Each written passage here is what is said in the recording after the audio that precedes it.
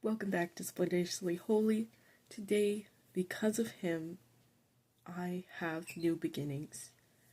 And not just a new beginning, not just happening when I'm baptized, or not just happening that one time I'm forgiven, which is not how that works, but constant new beginnings. And it's not even like, say you're playing a game,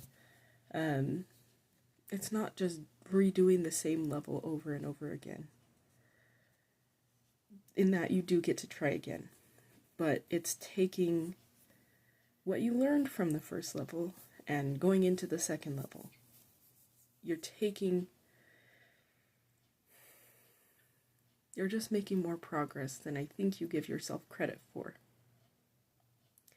And new beginnings can happen for a number of reasons. New beginnings can happen because of repentance. New beginnings can happen when you make covenants, like when you get baptized, or when you receive your endowment.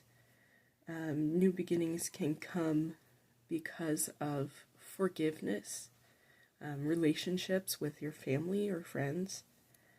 New beginnings can come because of different choices. Again, taking that knowledge, taking that understanding, taking hope.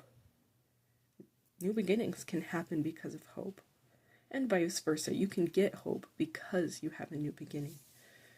But I guess I want to point out to you all these different ways that I receive new beginnings, because there are ways that you can receive new beginnings.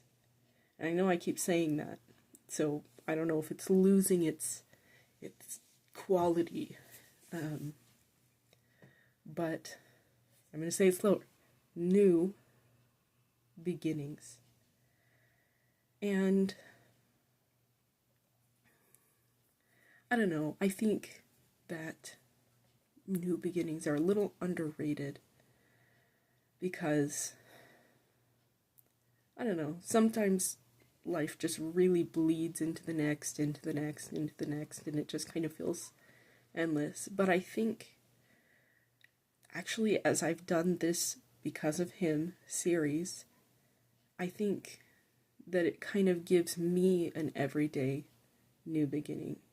You know, this series has given me a chance to express gratitude. It's given me like a more open mind of who Jesus actually is and what he's actually doing for me, what he has actually done for me, but how it's affecting me, my everyday life. And I think you'll find that you have a lot of new beginnings